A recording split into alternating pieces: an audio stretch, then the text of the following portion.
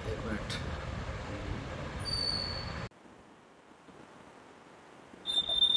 ओम श्री परमात्मा नमः। मैं आचार्य हृदय अवस्थी आप सभी का शास्त्र चर्चा चैनल पर हार्दिक स्वागत करता हूँ।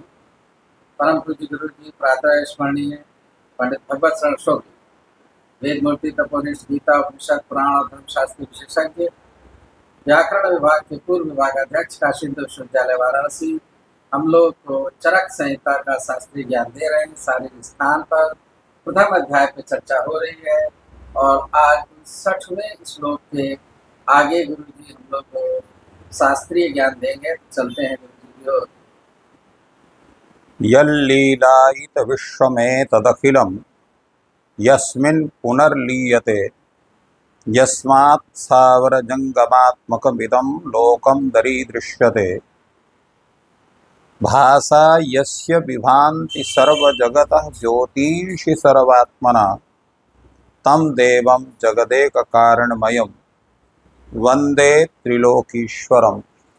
कृष्णाय वासुदेवाय हरये परमात्मने प्रणतः क्लेशनाशाय गोविंदाय नमो नमः।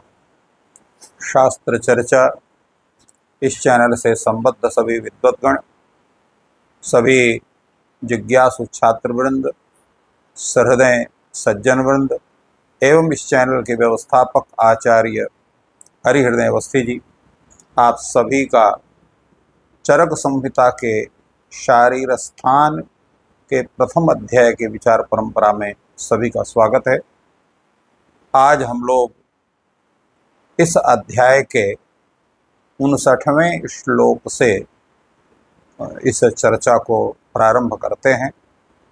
अनादि पुरुषो नित्यो विपरीतस्तु हेतुजः सदकारणवन्नित्यं दृष्टम हेतुजमन्यथा।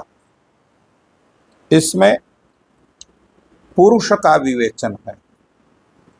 वह पुरुष कैसा है, क्या उसका स्वरूप है। तो सर्वप्रथम यह है कि जो पुरुष है वो अनादि नित्यः विपरीतस्तु हेतुजः। क्या वह पुरुष नित्य है अथवा अनित्य है, ये प्रथम प्रश्न होता है। विपरीत का मतलब होता है अनित्य। अनादि पुरुषः नित्यः अथवा विपरीतः अर्थात सादिः अनित्यः, ये दोनों प्रश्न होते हैं। और उसका उत्तर होता है पुरुषः अनादिः पुरुषः नित्यः। जो पुरुष है वो अनादि है। यहाँ पुरुष शब्द से उस आत्म तत्व का विवेचन है। तो वह जो आत्म तत्व है वह क्या है, वो नित्य है, अनादि है। और इस अनादि की विपरीत जो हेतुज, हेतुज का मतलब होता है कि जो मोह इच्छा आदि से पैदा होने वाला वह जो राशि पुरुष है वो क्या है, वो अनित्य होता है। तो सत अकारणवत नित्यम। नित्य कौन होता है, जो सत हो और अकारणवत हो, कारणवान न हो, अर्थात जिसके उत्पत्ति का कोई कारण न हो। जिसको कारण होगा वो कारणवत होगा, जिसके उत्पत्ति का कोई कारण नहीं हो तो अकारणवत होगा।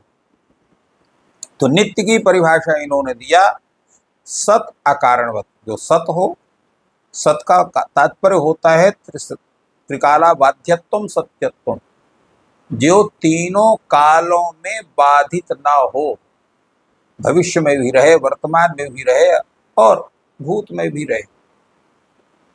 तो वो त्रिकाला बाध्यत्व, वो सत स्वरूप होना चाहिए और अकारणवत, कारणवान नहीं होना चाहिए। अर्थात उसके हेतु, उसके उत्पत्ति में कोई कारण नहीं है, वो नित्य है। उसी को हम कहते, वो ऐसा नित्य वस्तु दिखाई पड़ता है। तो परमात्मा जो है, जिसको हम पुरुष कहते हैं, सांख्य शास्त्र का जो पुरुष है या जीव कहते हैं, वो सत है, अकारणवत है, इसलिए नित्य है और ऐसा उसका स्वरूप देखने में आता है।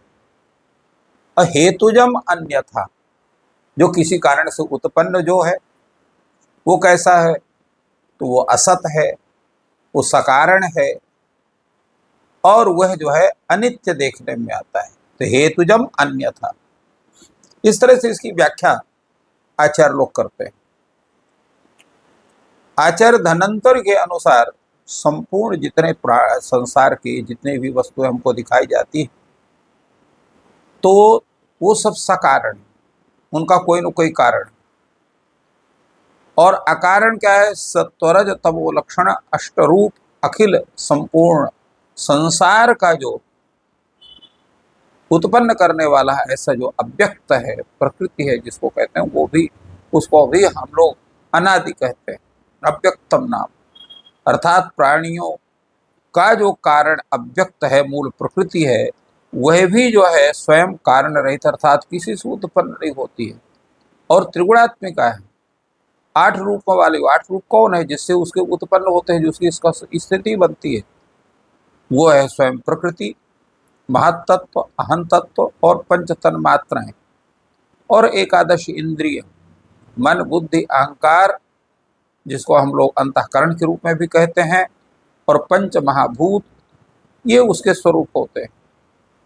अथवा दूसरे शब्दों में हम कहें तो धर्म ज्ञान वैराग्य ऐश्वर्य, अधर्म अज्ञान अवैराग्य अनैश्वर्य, ये संपूर्ण जो है संसार की उत्पत्ति के कारण के रूप में होते हैं, जिसकी चर्चा सुश्रुत में भी प्राप्त होती है। आगे के श्लोक में चर्चा करते हुए आचार्य कहते हैं, तदेव भावादग्राह्यम नित्यत्वम न कुतश्चनो भावाज्ञेयम तदव्यक्तम अचिन्त्यम व्यक्तमन्यथा। तदेव भावात अग्राह्यम नित्यत्वम न कुतश्चन, अर्थात जो आत्म तत्व है वो क्या है? वो सत्य है। और भावात अग्राह्यम, उत्पत्ति धर्म से रहित होने के कारण वह जो है किसी के द्वारा, किसी भी पदार्थ के द्वारा ग्राह्य नहीं है, इसलिए उसका नित्यत्व है। क्योंकि उसकी जो नित्यता है वह जो है, उसकी नित्यता किसी भी उत्पत्ति धर्म वाले किसी पदार्थ से वो गृहीत नहीं होती।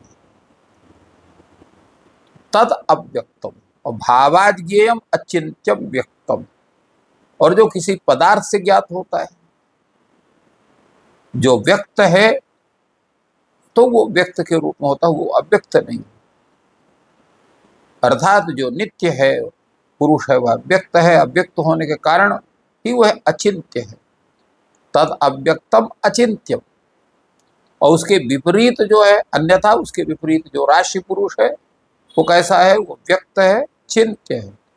दोनों स्थिति दोनों तरह के हैं, एक जो अव्यक्त पुरुष और एक व्यक्त पुरुष। व्यक्त पुरुष जो राशि पुरुष है, जिसके विषय में पूर्व में चर्चा की गई, और अव्यक्त जो है वो जो है वो सत्पुरुष है, सत रूप में है, सद्भाव के रूप में है, अनादि पुरुष के रूप में उसकी व्याख्या है। अव्यक्तम आत्मा क्षेत्रज्ञ शाश्वतो विहुरव्ययः तस्मात् यत् अन्यत व्यक्तम वक्षते चापरम द्वयम।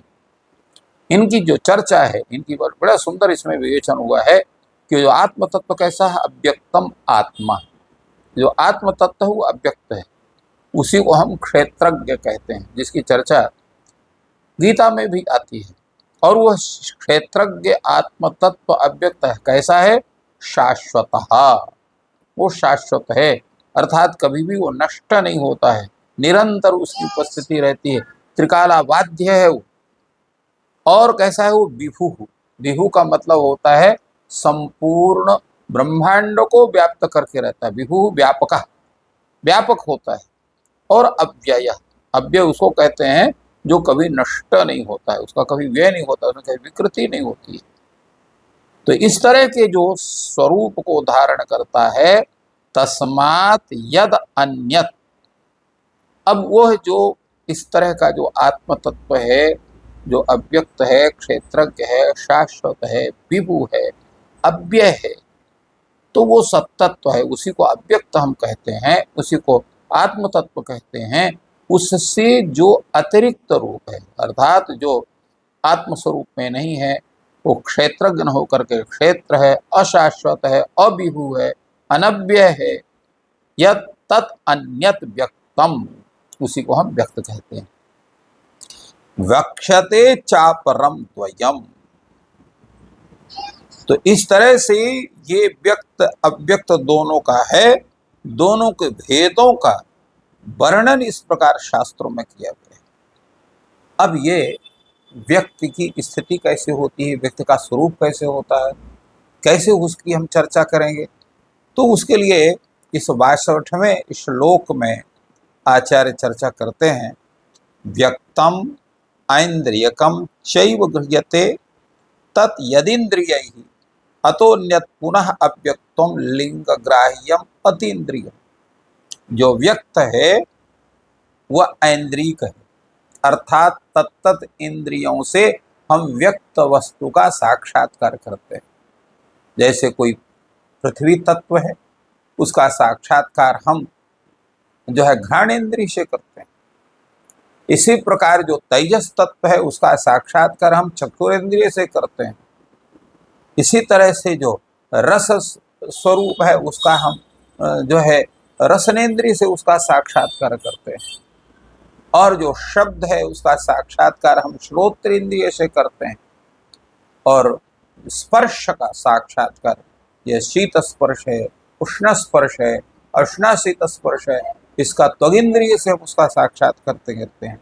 तो जितना भी व्यक्त है उसका तत्त इंद्रियों से साक्षात्कार किया जाता है। तो इसलिए वह जो व्यक्त है उसको ऐन्द्रियक कहते हैं। इंद्रिय ग्राह्यम ऐन्द्रियकम, इंद्रियों से जिसका ग्रहण किया जाए उसको ऐन्द्रियक कहते हैं। और चैव तत् यदिन्द्रियैः गृह्यते तत् ऐन्द्रियकम, इसकी व्याख्या भी इन्होंने कर दिया। यत् इंद्रियैः गृह्यते, जिसका इंद्रियों के द्वारा ग्रहण किया जाए, तत् ऐन्द्रियकम, उसको ऐन्द्रियक कहते हैं। अर्थ है इंद्रियों के द्वारा जिसका ज्ञान किया जा सकता है, ऐसा जो तत्व है उसी को हम व्यक्त शब्द से कहते हैं। और उस व्यक्त से जो भिन्न है, जो इंद्रियों के द्वारा जिसका ग्रहण संभव ही नहीं है, तब अतः अन्यत पुनः अव्यक्तम, वो अव्यक्त है। वो कैसा है? लिंग ग्राह्यम अतीन्द्रियम, वो केवल हेतु के द्वारा गृहीत हो, तत्त हेतु के द्वारा हम उसका अनुमान कर सकते हैं, उसका हम किसी तरह से ज्ञान कर सकते हैं, पर इंद्रियों से उसका ग्रहण हम नहीं कर सकते हैं। तो इंद्रियों से वो कभी भी गृहीत नहीं हो सकता है, इसीलिए उसको अव्यक्त कहते हैं। इंद्रियों से जिसका ज्ञान किया जा सकता है वो व्यक्त, और इंद्रियों से जिसका ज्ञान संभव ही नहीं हो, तो किसी हेतु विशेष से जिसका हम ज्ञान कर सकते हैं, जो वो उसको हम अव्यक्त कहते हैं, उसी को हम आत्म तत्व से कहते हैं। तो इस तरह से यहाँ पर राशि पुरुष का और अव्यक्त पुरुष का, जिसको जीव कहते हैं, उसका बड़ा सुंदर विवेचन किया गया। तो इस प्रकार गुरु जी ने अव्यक्त और व्यक्त दो बातों का सूक्ष्म विश्लेषण किया। तो जो अव्यक्त है वही उसकी आत्मा है, आत्मा के विकार है, व्यक्त है